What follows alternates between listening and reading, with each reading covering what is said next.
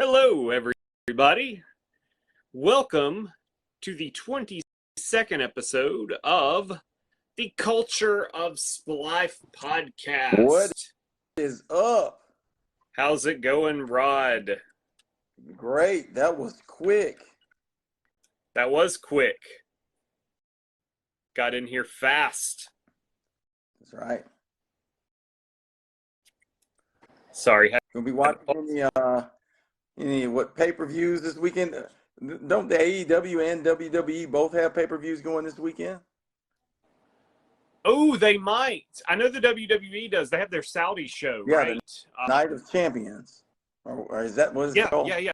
It is. I was like, no, it's Clash of the Castle, but that was months ago. I love Clash of the Champions back with WCW. That was like that midweek, special they were running. That was exactly what I was thinking. Probably a play on that name, by the way. But I do think AEW has their, Double or Nothing? I think that's this weekend too. You might be right there. Uh-oh, looks like we'll all three get on this go-round. Uh-oh. Hey. MC Craig, go. What is going on? Pull this up a little bit here. There we go. St. Louis is boring. St. Louis is boring. Yes. I actually was wearing this today. Went to a local establishment here in Birmingham where the owner is actually an Auburn alum and his father is an Alabama All-American. Wow. And I had one guy say to me, "Hey man, are you a Cubs fan?" Which that doesn't happen very often. And then I had one lady say to me, "Oh, you like St. Louis? Have you been to St. Louis?"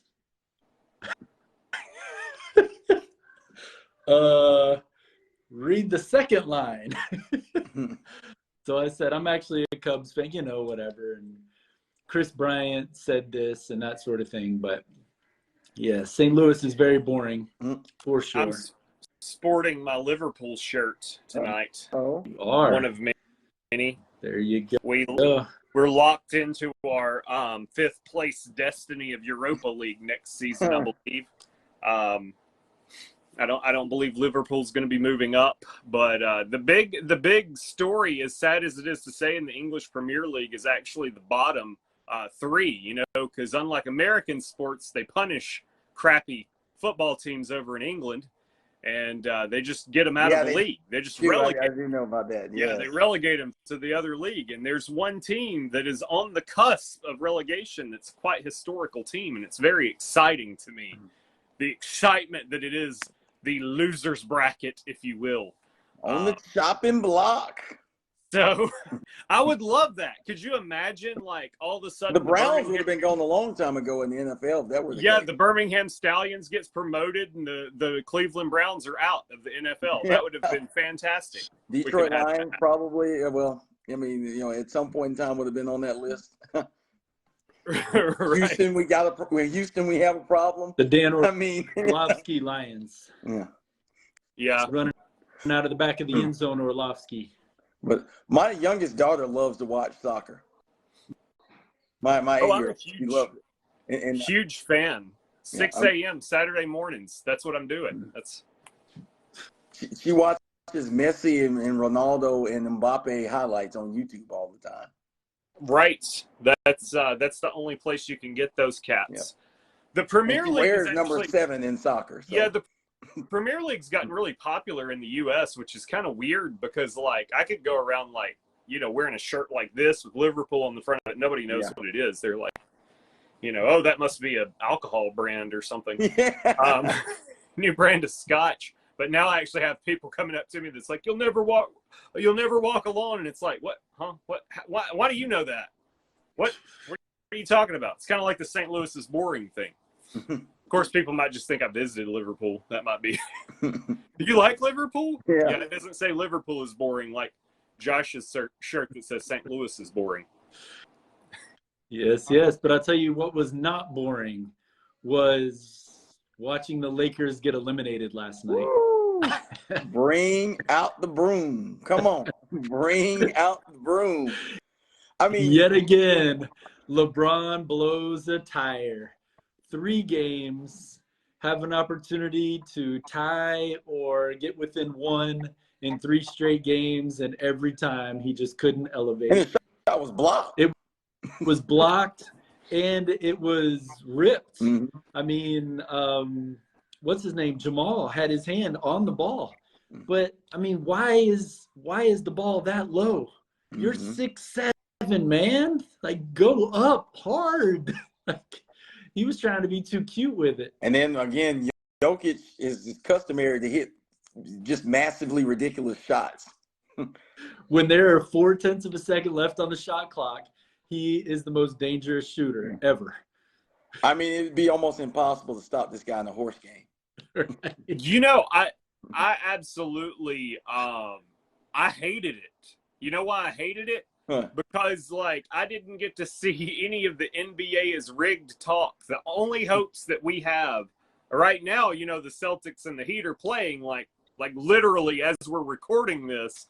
So I don't know how this is going to age. It could age well. It could age poorly. I'm DVRing, so please don't tell me. I don't know either. I mean, I can tell you an early score, but it doesn't matter, right? It doesn't matter. Like, it could go any way because it was close and it wasn't like. But my point is, I want to see NBA is rigged trending because that means the game is good. Yeah, right? I was about to say you would have to. This would have to go 3 more games before we could get that going. Exactly. I already saw the posts. I mean, before game 2 even started, like, you know, how the Lakers were going to come back and make it exciting.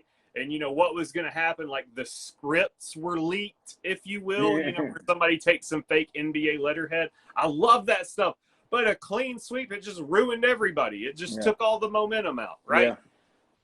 I mean, yeah, it would have taken both the Lakers and Celtics coming back from down 3-0 to play each other in the finals. Then I don't think anybody could say it wasn't rigged if that happened. But I saw that script. I saw it on Twitter at least once that they were both coming back from 3-0. So we'll see if we can at least get a little bit of a trend. Maybe that's the script for the finals. They just got an early version of it. You know, maybe in the championship we'll see a 3-0 deficit recovered to win the championship. But now we'd be looking at Heat Nuggets. Like, if you put Heat and Nuggets together, typically it's because you're heating nuggets from McDonald's that went cold. You know, not that these are the 2 teams in the NBA Finals. No doubt. I remember. Y'all remember the starter jackets? The big healthy starter jackets. I had one stolen. Yeah, like it was a Bulls. That's what I wanted. I wanted Bulls. Somebody or 49ers. Else wanted mine. Mom, I want Bulls. I want 49ers. That's the only 2 starter jackets I want. Bulls or 49ers. That's it. And I show up on Christmas Day with a freaking Miami Dolphins starter jacket. But the worst part was my mom got everybody a starter jacket, and my dad got the Denver Nuggets. And I'm like, oh my, do you realize what that was like in the 90s? Yeah. This was not 1993, y'all. There was a number of teams that you would have rather got. I was like, what was the deal? And she's like, Just for Feet was having them on sale. And I'm like, yeah, because they were the only ones that were left. Now, the year after that, if your dad was sporting it, that was when that was the first time that an 8 had beat a 1 where the Nuggets beat Seattle Sonic. And you never forget Dikembe on the ground holding the ball up. Yep. That's right. Yep, that's the only reason I remember it is because of that. Because again, if it was the 90s, if it wasn't the Bulls, like, who cares, right? Right. Although it's pretty sad that their claim to fame was they were the last team in the playoffs and they won the series, but I guess that's neither here nor there at this point. But yeah, the Nuggets. Yep, water under the bridge. I know we're going to talk about Jimmy Buckets here in a minute, but I wanted to tell y'all something that I saw today, and I just can't stop thinking about it. It was a picture of Jokic hitting the last, tenth of a second shot on LeBron or Davis or whoever it was, and it said, "Doesn't this guy look like he plays basketball with flip-flops on?" And after I read that, I can't stop thinking about him like playing on the beach, like all the time when I'm watching him on the basketball court now. There's a guy on he used to be on Facebook who used to do like NBA impersonations. There was two of them. I think his name is if you look him up, Max is Nice. Oh He yeah, I does saw him. the most amazing yoke. Yep. It is Yep. so awesome. I He saw does a that. great LeBron as well. Yep. Jason Tatum. Yep. That is awesome. So, Jimmy Buckets, man, like, wow, what a story. I thought we'd talk about him from a sports level, but then also a life level. This is a guy who was kicked out of his house at age 13 by his mom because she didn't think he was cute enough to live in the house at 13 years old. So he was in and out of different people's houses, this sort of thing. And he finally latched on with a family that they had 7 children of their own. And that became like his second mom. And he didn't have, he was a standout in high school, but he didn't have any opportunity from a Division I school. And he went to a junior college and then had multiple offers from different schools, but actually chose Marquette because his now adopted mom said, don't just go somewhere for basketball. Make sure that you have something after basketball. So I guess Marquette was the best option that he had from an academic standpoint. He graduated from college, and many people don't know this, but he actually owned Joe Mazzulla in the dance when Marquette beat West Virginia. So interesting how things are playing out right now with the coach-player relationship. But then he got drafted to the Bulls. They said he wouldn't be anything, and now here we are. I mean, probably one of the biggest dogs there are in the NBA right now. I can't think of another one. No, and Josh, when you go through as a listener who's got a chance to hear Jimmy's story from all the way as a teenager being kicked out, and you look at the way he plays, and then you look at just kind of the trademark on the teams that he's on, particularly with the Heat. The guy is a fighter, and he fights, and his teams carry on that mentality. Because think about it, the Heat, for the most part, you look at their finals run a couple of years ago in the bubble. If you look at their about to be finals run here right now, it's like it's always the odds are stacked against him, right? Right. Not only the odds stacked against him, Tyler Hero's hurt. You don't have any help. You're hurt. You got banged up ankles most of the time, so you're not supposed to be able to do anything. You guys like almost didn't even make the playoffs at all, like losing to the Hawks in the play-in. Then you had to come back from down significantly against the Bulls in the fourth quarter just to get in, and he just keeps coming, and he keeps getting back up. And like you just said, that's a trademark in life. And unfortunately, we have so many young players and young superstars and just young people in general that they don't understand the value of fight. It's like if it's not coming easy, like I got to run from it. That's right. I'm not doing this. Or if it's, I don't have like 4 other NBA All-Stars on my team, like I got to go ahead and make some calls so we can make that happen. I mean, like it's too hard to try to fight and grind to win games. Right. But that's what he's had to do his life, and his NBA life has been no different. And it's just really cool to see that. Oh yeah, absolutely. Yeah, it's crazy to your point. Like, I mean, even all the way back to 2019 when he was with the Sixers, there was a poll that went out after the season ended, and it said, who should the Sixers keep, Tobias Harris or Jimmy Butler? And 91% of the votes went to Tobias Harris. and they ended up giving him a max contract along with Ben Simmons. So, I mean, just like his mom didn't want him and the 76ers, I mean, he always ended up in a better situation after being rejected like that. that's exactly right. And, I obviously grew up hating the Heat because that was the rival of the Orlando Magic, obviously. Yep. They came in 87? 80. And we came in 89? I think it was both of them came in 88, I believe. The Magic came in 89. I think did the Heat and the Timberwolves come in at the same time? The year before, okay. I'm gonna have to look that up. But it was 4 teams that came in within a 2-year span. I think it was the Hornets, the Magic, Timberwolves, and of course the Heat.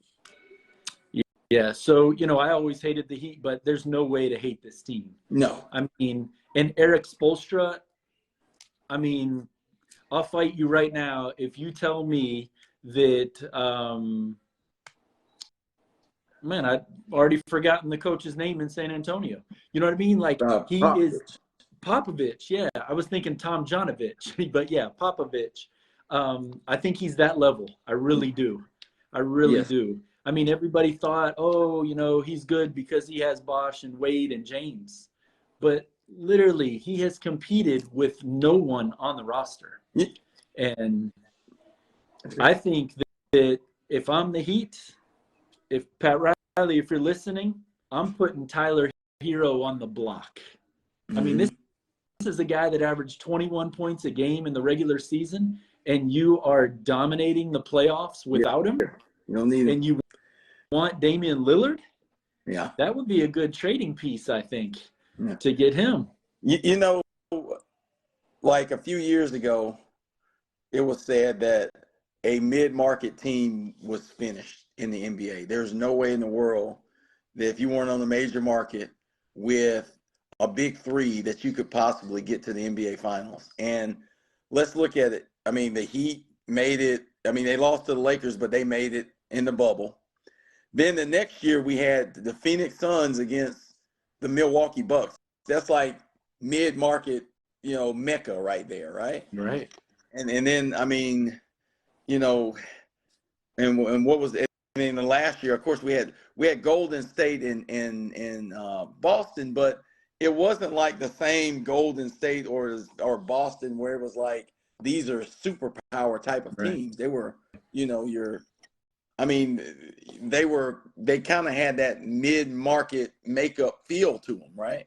And now you got the Nuggets, who are just, like you said, starter jacket from 1990. Nobody wants that. That's as mid-market as it can be, and then this Heat team, which is a crazy story. So, I mean, like, if you had told me 5 years ago that we'd have the Heat and Nuggets as an NBA Finals, I'd be like, you're crazy.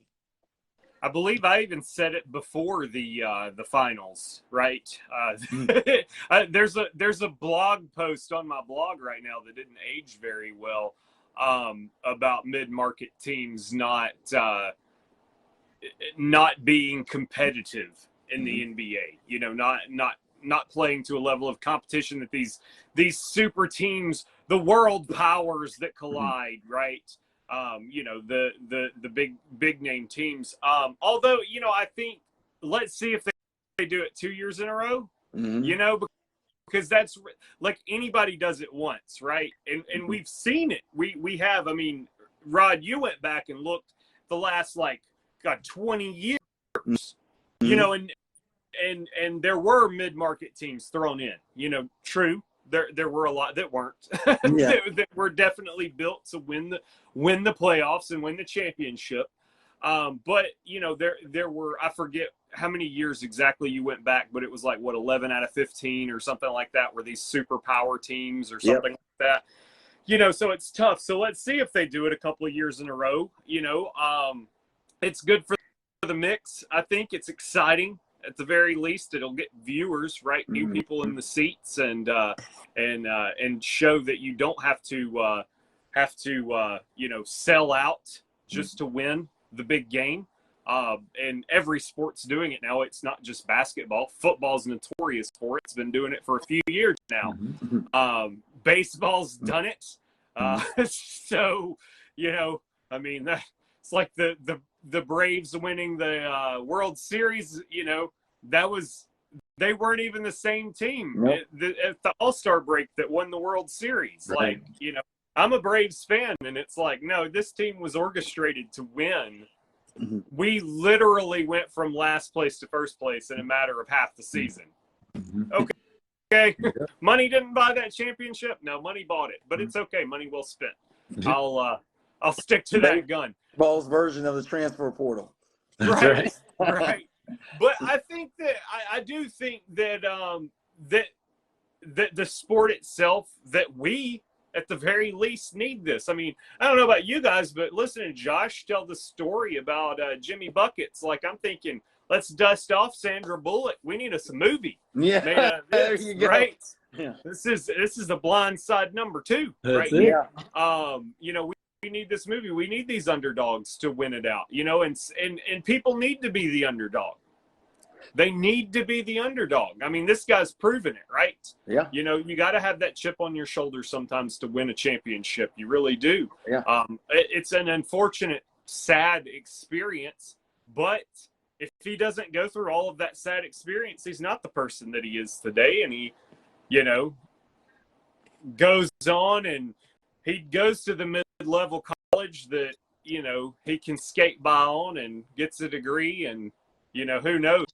Maybe he's the guy that's, you know, changing your tires or whatever. You know what I'm saying? Like, you don't know what's going to happen. You got to have that chip on your shoulder to go forward and to move on with your life. I love a good underdog story. We all do. That's why we watch The Blind Side. Yeah, no doubt about that. How about the Michael Block underdog Speaking story? of that, yeah. Wow. Here's the guy that had made $7,900 in PGA events going into last Thursday.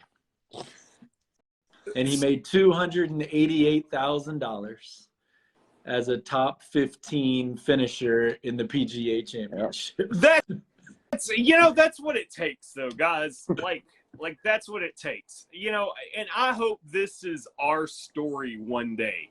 Ourselves. Now, I know we're not going to be winning any PGA, you know, championships. I've heard about all of our experience on the golf course, but, you know, like, this is our story, right? One day we come in and say, hey, we're recording Facebook Live in front of an audience of 3 people, and now then we're, you know, famous. Hopefully that's our story, too, because here's the funny thing about this dude. He's a household name now.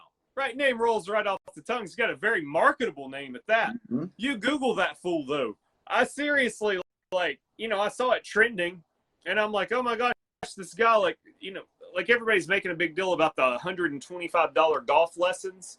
Yeah. Now he's, you know, like, you know, this big celebrity, right? So I Google him. All these news results at the top, as you would expect. Scroll on down, 3rd, 4th one down the list.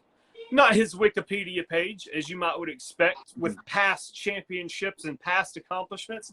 Oh, no. It's some dude from, like, Covington, Tennessee, or some, you know, middle of nowhere town like that. Lawyer. Like, it's not even in reference to the dude that just won. You know, that's just winning out on this PGA tournament, right? Like, and then, like, the next 3 results are, like, just these random people with that same name, and I'm like, well, first off, you know, like, their websites crashed this weekend. I'm like, you know, when I'm looking at him and hearing about him, like, do we now have a spinoff of Happy Gilmore here now? I mean, like, you know, this guy went from being Chubbs to now he's the one playing for Chubbs. You know, I mean, it's just like.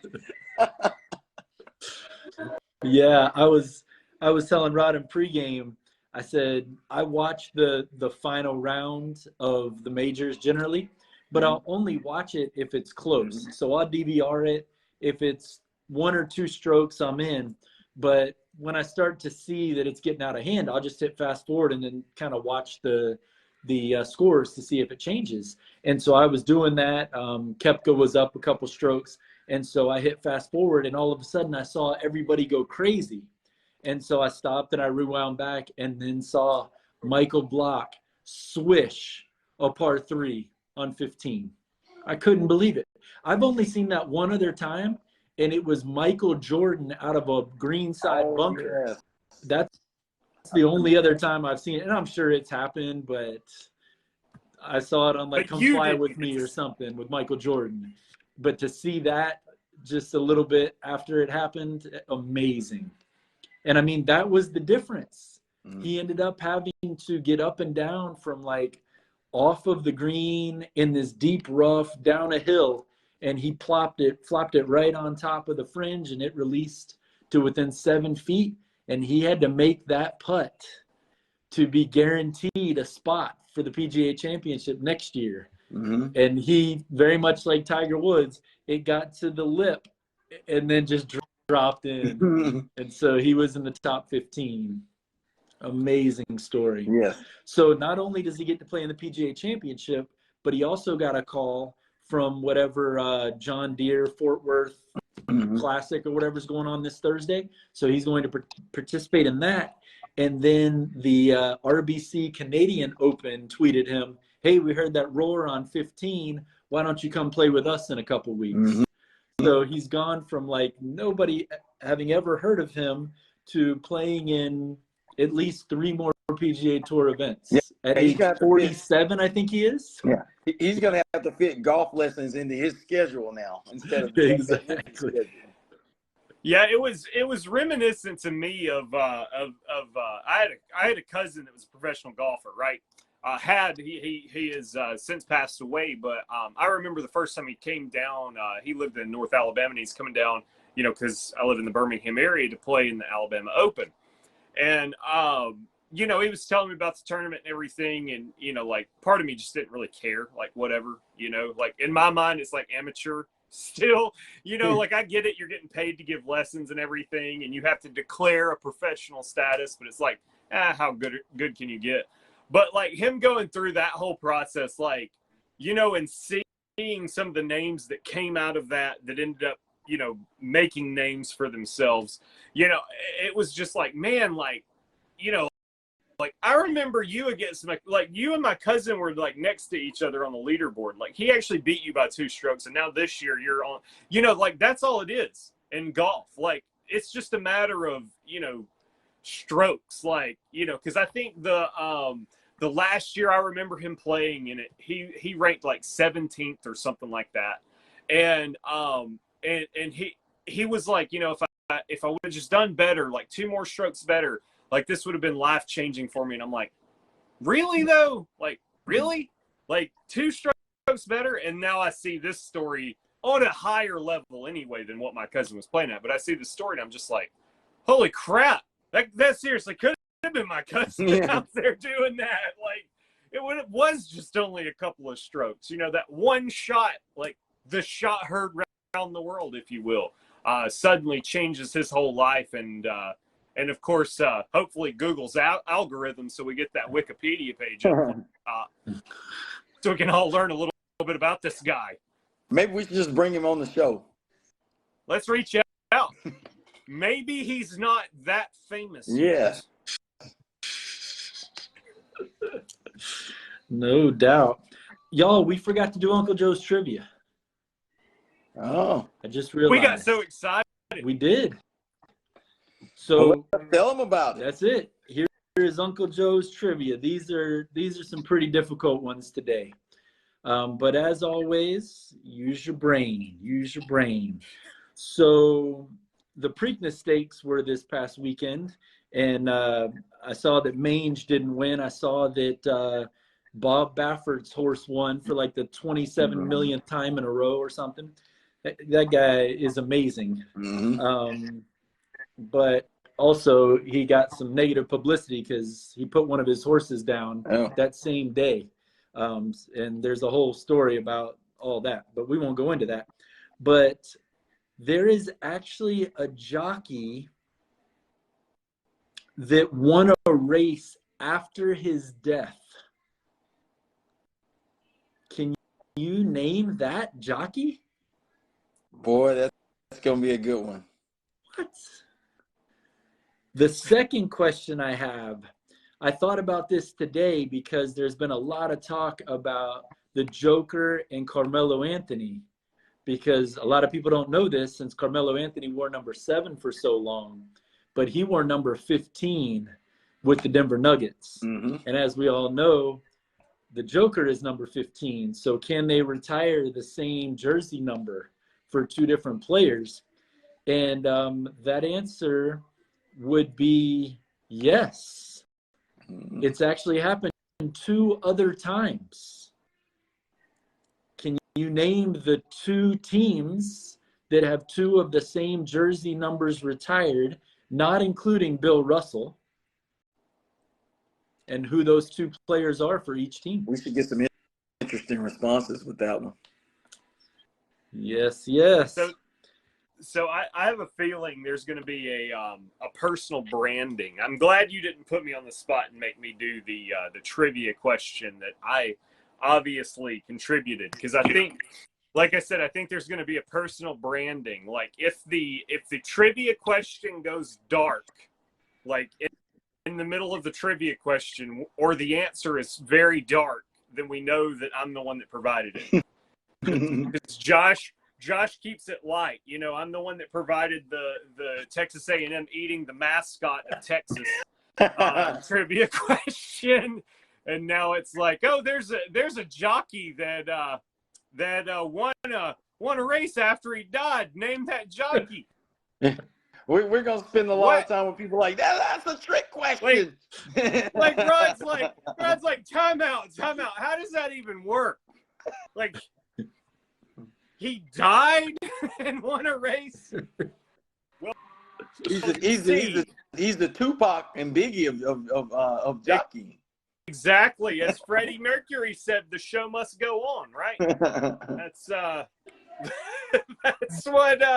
what happened. You gotta release them albums afterwards, like you said. He's Tupac and Biggie. By the way, Tupac, has he come back yet? I keep hearing. What year was that? He was supposed 2017. Yeah. 21 years after. 7. So speaking of not coming back. Good transition. Rod, give me your best finals choke job, since we're going to be having some finals coming up here next week.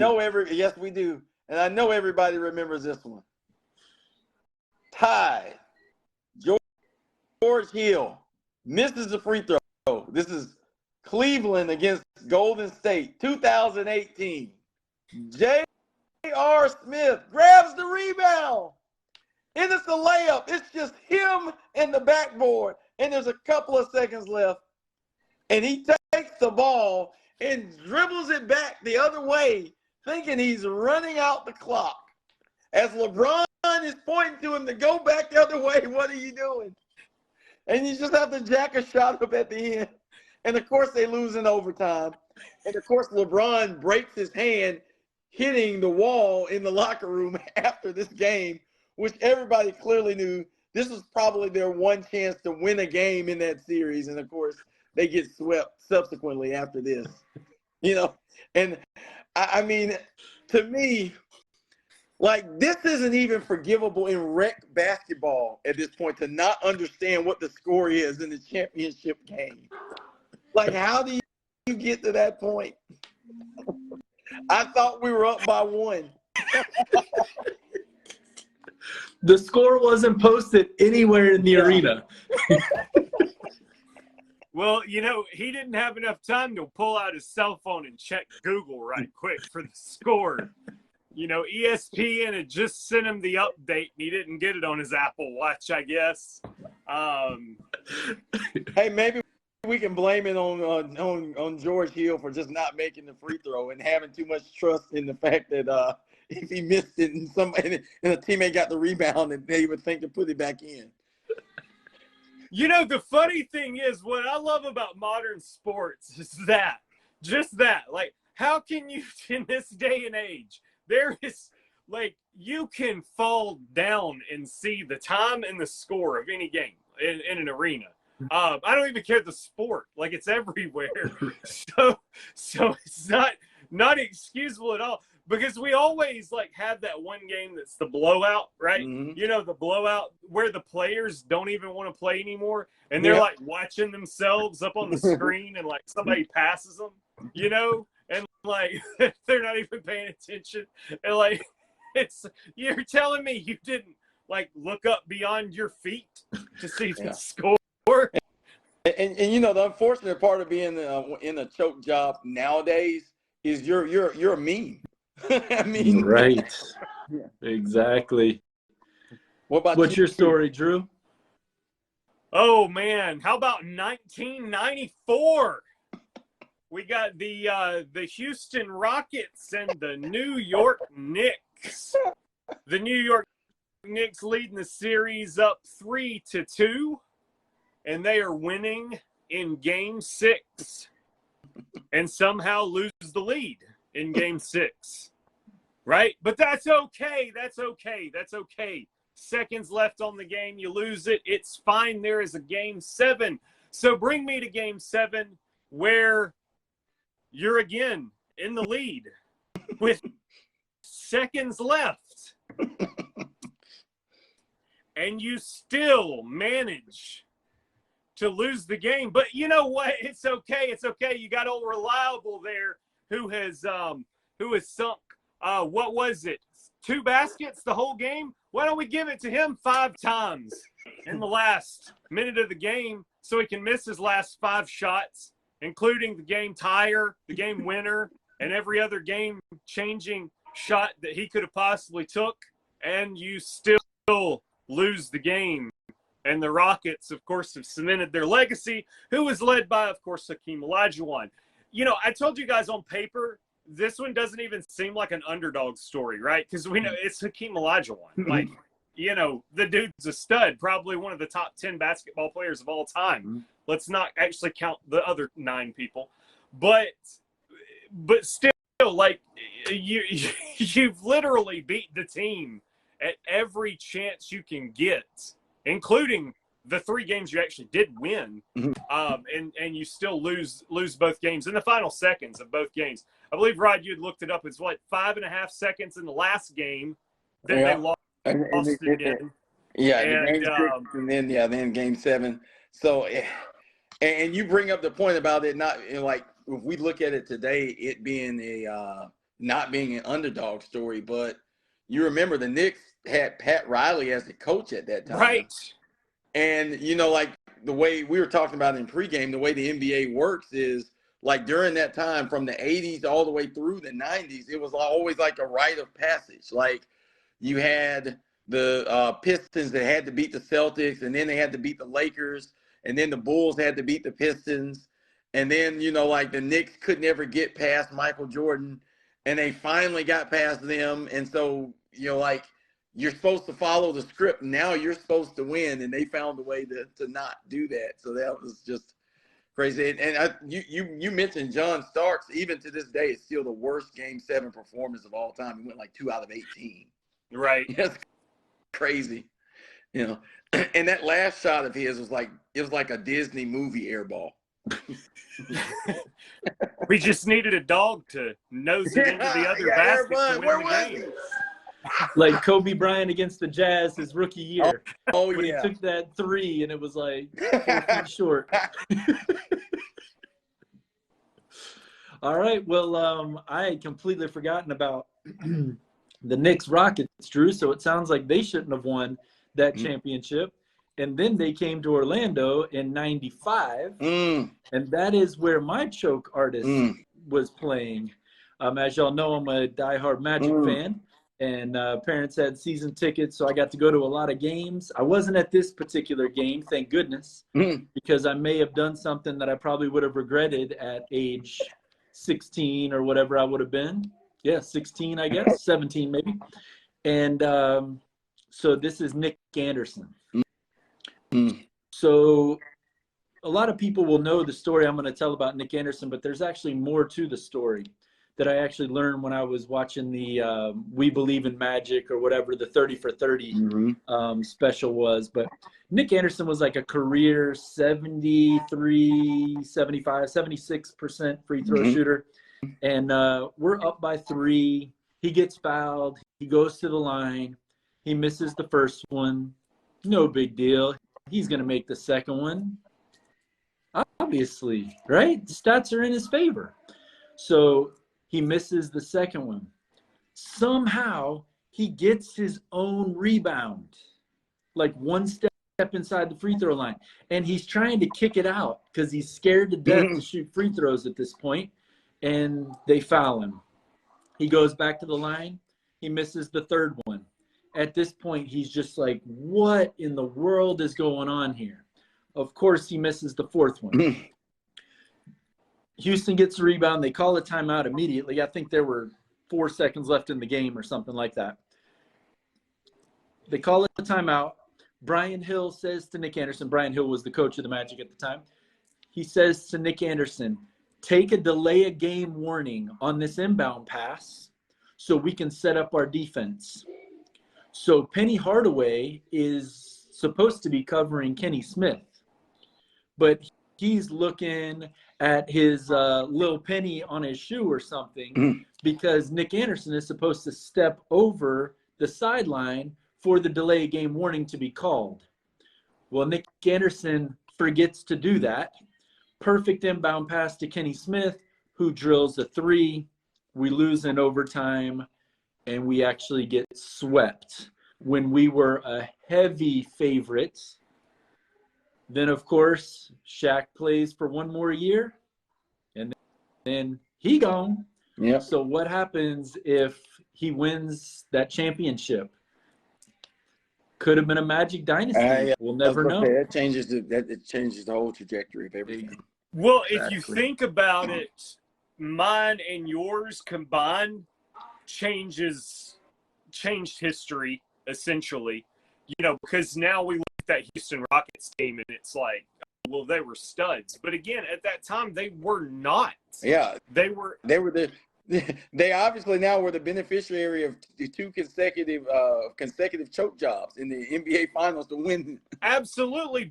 But they won. They get the trophy, and so it looks like on paper, and I mean, people would argue with you about, especially with Hakeem Olajuwon, like they would argue with you about how great he is, and like I don't hear of him so much in a GOAT debate, but I mean, again, nobody's going to argue with you if you say he's one of the top 10 greatest, and I don't even know if that's the truth, honestly, but the two championships, are kind of hard to like argue with, right? Yeah. Because when we had the little team that we were forming, I think Hakeem was on all 3 of our teams, if I'm not mistaken. So it's like tough to argue, right? Tough to argue. They weren't even a top 2 seed any of those years. In fact, the Magic year, they were like a 5 seed, and then I think they were like a 3 in the West than the 94 year. But it's like, now that you guys bring all that up, I'm thinking of it too, and it's like, that's the most unlikely. Like, I don't think we could probably look and say that there's like an underdog dynasty in the NBA outside of that, because that was back-to-back championships. That's right. Which, yeah, I mean, that's a dynasty in the NBA. And dare I say, you can't find a team that had that lack of dominance in any sport that was just like, oh, they're here, I guess they'll win. I could only imagine, though, the next year, if social media would have existed, how horribly they would have got berated for, their performance. Because after winning back-to-back, your expectations are so high. It doesn't matter what your team is, right? Like, I mean, like that, when you even think about it that way, like, that's almost as if Major League 1 and 2, the Indians had won it in both of the movies. Right. Yep. I mean, look at that team. You had what? Hakeem Olajuwon, Clyde Drexler, Yeah. Kenny Smith, Mario Sam Ellie. Cassell, Mario Ellie, Otis Thorpe. Was he still on that squad? Yes. And that's probably all I can name. Yep. Was Vernon Maxwell still there? No. Yeah. I mean, you just had an aging Drexler and an aging Hakeem and a bunch of role players. That was it. Right. And they beat Shaq, Penny, Nick Anderson, Dennis Scott, Horace Grant, Patrick Ewing. Patrick Ewing, John Starks, Anthony Mason. Yep. Oh my God. Wow. That was funny when you said Patrick Ewing. I was thinking, nah, Patrick Ewing didn't join the Magic till a little bit later in his career. Yeah, that was, And then, the the Phoenix Suns were the dominant team in the West back then because you had Charles Barkley and Kevin Johnson and all those guys, and you had the Dan Marley. Yep. Yep. Yeah, that was a team that almost beat the Bulls. Yep. And what and then was they that? come back and lose to the Rockets. Yeah. What was that, 93? Now, here's what was crazy about that. The year that the Knicks choked against them, the Suns were actually up 2-0 on the Rockets. And the Rockets had dropped the first two games in Houston and still came back to win the series. Wow. That's insane. So I mean, when you think about it, like Disney couldn't have written it up the way the Rockets won it. Right. That's another one. Social media should have been around then. If it was NBA rigged, Yeah. hashtag rigged, hashtag rigged. No doubt. So I got some answers to Uncle Joe's trivia. Y'all ready? Right. All right. So first question was, who is the only jockey to win a race after his death? And that is none other than the one, the only, Frank Hayes. That's a stat that'll never happen again, I don't think. It was like, what is this, Machiavelli? What? You know, I mean. Saying. So tell us what happened, Drew. Okay, so Frank Hayes, the go the green light, so to speak. The horse takes off, right? And Frank Hayes actually died while on horseback in the middle of the race, and the horse proceeded to win the race without the jockey. Essentially, the jockey was still present, well, in the sense of physically there. I suppose spiritually he had went away, but yeah. So it kind of makes me wonder, though. I remember hearing about a study. This was the very scientific study back in like the 1920s, where a doctor weighed people as they died, to prove that their soul was leaving their body. That was his premise, was that people would be lighter right after their death, right? So could that be some sort of performance enhancing tactic for a jockey to die? Because if he's lighter, if he's losing 5 ounces in the middle of the race, I mean, that could have been why he won. I'm just saying, just throwing that out there. The horse has got some heart. That's it. And that's for sure. And knows his role in the process. That's right. The second question was, there are 2 teams that have the same jersey number retired for 2 different players. Name those teams and players. The first team is the New York Knickerbockers. They had Earl the Pearl Monroe with number 15. But then they also had a stud. I'm sure y'all are going to remember this guy. His name was Dick McGuire. He averaged 8 points a game for his career. And his jersey is in the rafters at Madison Square Garden. The other team was the Portland Trailblazers, and that was the number 30. That was worn by the one and only Terry Porter. Oh, yeah. Who played there for 10 years. only averaged 12 points a game, but he was like the heart and soul of that team Oh, with yeah. Drexler and Clifford Robinson and Kevin Duckworth and those guys. He would hit those big That's shots. right. And the other one was a guy, again, much like Dick McGuire, that y'all will remember. His name is Bobby Gross, and he averaged 8.9 points per game.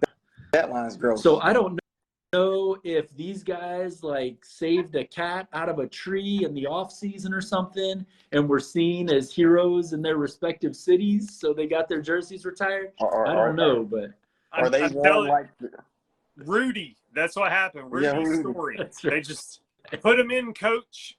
He'll do something. It was get your name, get your jersey retired lottery night, and they had the winning number. I mean. That's right. No doubt.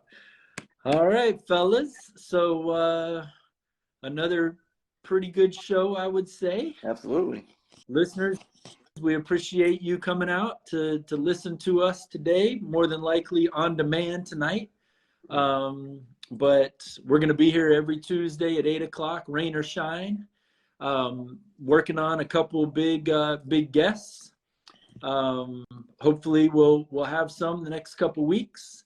And but regardless who's on the show, who's not, the three of us will be on the show, and we'll be bringing you our honest opinions. We'd love to hear your feedback, comment as much as you want. We're glad we're back on Facebook tonight. We weren't able to be on Facebook last night because I guess Zuckerberg was, whatever his name is, was beating people up in the jiu-jitsu ring or something and didn't have time to make sure that our live would go live. But that's all right. Obviously, you're listening to us either on Facebook Live, Apple Podcasts, or YouTube, Spotify, but you can find us anywhere social media exists. So again, we appreciate you coming out, listening to us. And until then, we'll see you next Tuesday at 8 o'clock.